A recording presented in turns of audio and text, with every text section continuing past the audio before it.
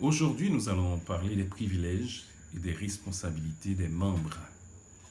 En général, lorsqu'on pense au fait de devenir membre d'une église, on pense davantage aux responsabilités qu'aux privilèges.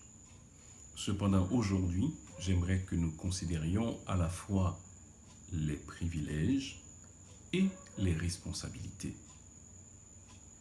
D'abord, parlons de certains privilèges spirituels dont jouit un membre d'Église. Premièrement, on a le bonheur de faire partie d'un groupe de croyants. On ne fait pas partie d'une association de malfaiteurs, mais on a le privilège d'être des amis de ceux qui servent le Seigneur. On peut adorer Dieu en esprit et en vérité comme il le demande, parce que nous pouvons nous retrouver de manière régulière, comme le recommande la parole de Dieu. En Hébreux chapitre 10 et le verset 25, « N'abandonnons pas notre assemblée comme c'est la coutume de quelques-uns. » Donc nous pouvons nous retrouver avec les autres pour adorer Dieu en esprit et en vérité, tel que Dieu lui-même il le demande. Ensuite, en étant membre d'une assemblée, nous avons un autre privilège spirituel qui est l'instruction dans la parole de Dieu. En effet, lorsque nous nous réunissons entre frères et sœurs et que le pasteur ou un enseignant quelconque prend la parole, alors nous pouvons découvrir des vérités nouvelles que nous n'avons peut-être jamais découvertes auparavant. Donc nous sommes instruits, nous sommes fortifiés dans la parole de Dieu. Or nous savons que la parole de Dieu, c'est la clé du succès de la vie chrétienne. Lorsque nous pratiquons cette parole, lorsque nous la lisons, nous la mémorisons, c'est la clé du succès, comme plusieurs passages bibliques nous le font savoir. Ensuite, faire partie d'une assemblée de croyants, c'est être constamment incité à faire le bien.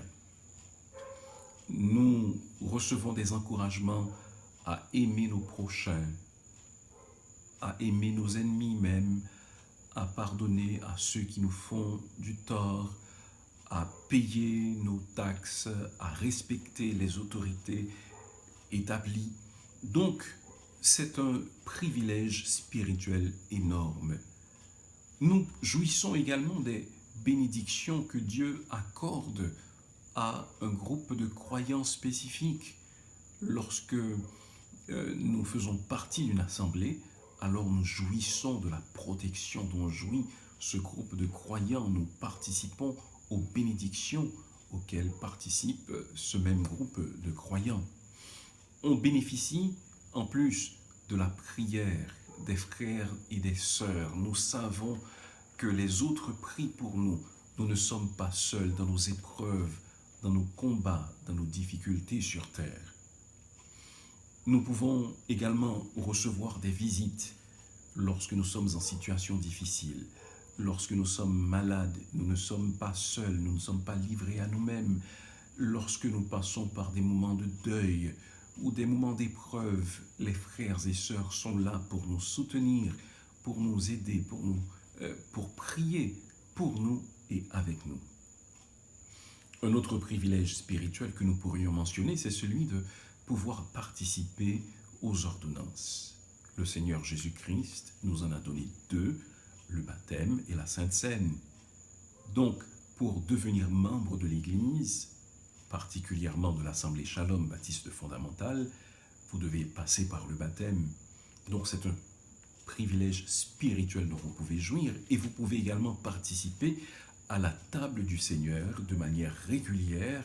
C'est une ordonnance que le Seigneur Jésus-Christ nous a également laissée. Il a dit « Faites ceci en mémoire de moi ». Il nous demande de prendre le pain et le jus de raisin de manière régulière et être membre d'une assemblée nous confère le privilège de pouvoir participer aux ordonnances que le Seigneur Jésus-Christ nous a laissées. Outre les privilèges spirituels, Nous pouvons également parler de certains privilèges sociaux qui sont les nôtres lorsque nous devenons membres d'une assemblée. Nous pouvons recevoir de l'aide en cas de besoin. Si par exemple nous sommes hospitalisés, des frères et sœurs peuvent nous assister tandis que nous sommes à l'hôpital. Ceux qui vont se marier reçoivent gratuitement le conseil prénuptial. Lorsque deux personnes veulent se marier, alors les pasteurs de l'Église offrent gratuitement leurs services et le local de l'Église, le temple, est mis à la disposition des membres gratuitement pour qu'ils puissent célébrer leur mariage.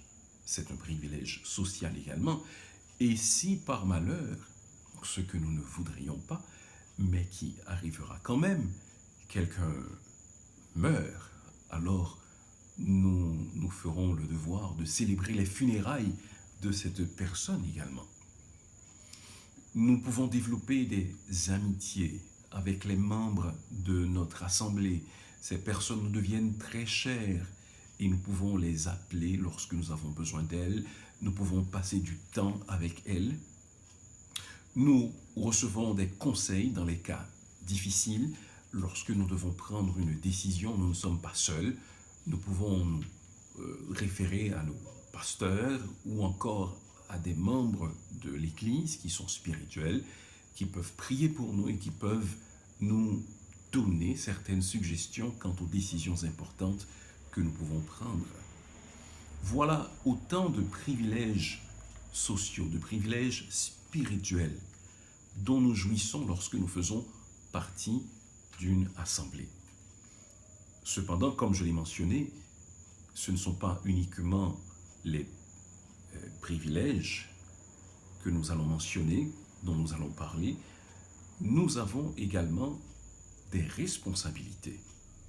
Ces responsabilités sont diverses, mais nous allons nous contenter de les résumer en quelques points. Premièrement, si nous sommes membres d'une église, nous devons faire de notre mieux pour ne pas être une source de problèmes pour cette église, soit par notre susceptibilité, soit par notre esprit sectaire, soit par des comportements qui sont inadmissibles. Nous sommes sauvés pour pouvoir servir avec les autres, pour servir les autres, pour servir le Seigneur. Non seulement nous devons nous garder d'être des sources de problèmes pour l'Assemblée, nous devons prier les uns pour les autres. Nous devons participer aux activités prévues pour les membres. Particulièrement, les réunions de membres sont importantes pour nous parce que c'est aux réunions de membres que sont prises des décisions qui vont orienter l'Assemblée pendant des années à venir. Donc la participation de chaque membre est importante et vous devez faire de votre mieux pour participer à de telles réunions. Vous devez également, comme responsabilité, participer à la Sainte Seine. L'apôtre Paul dit que chacun donc s'éprouve soi-même et qu'ainsi il mange du pain et boive de la coupe. Oui, nous devons nous examiner nous-mêmes. Le Seigneur Jésus-Christ a dit « Faites ceci en mémoire de moi ». Donc la participation à la Sainte Seine, ce n'est pas une option, c'est une responsabilité. Et c'est un ordre que nous a clairement adressé le Seigneur Jésus-Christ et nous devons nous courber à cet ordre. Nous devons également contribuer financièrement parce que c'est ainsi que l'Église peut accomplir des progrès. Tout ce que vous voyez autour de vous nécessite en général une certaine quantité d'argent. Pour l'entretien de l'Église, il faut de l'argent. Pour pouvoir payer les ouvriers, il faut certainement de l'argent. Nous soutenons des missionnaires. Nous accordons de l'aide à ceux qui sont dans le besoin. Et pour toutes ces causes, les membres doivent contribuer. chacun doit prendre conscience de sa responsabilité personnelle en ce sens. Particulièrement, nous n'avons pas d'églises étrangères ou d'autres personnes qui contribuent financièrement. L'Église vit exclusivement des dons de ses membres. Et certainement, une autre responsabilité, c'est de pouvoir contribuer à toutes les activités de l'Église dans quelque mesure que ce soit, dans la mesure de vos possibilités. Encore une fois, nous sommes sauvés pour pouvoir servir. Et nous devons servir Dieu au sein d'une Église locale. Nous avons donc des privilèges qui sont nombreux, mais nous avons également des responsabilités. Sachons jouir de nos privilèges et sachons également assumer nos responsabilités pour la gloire du Seigneur.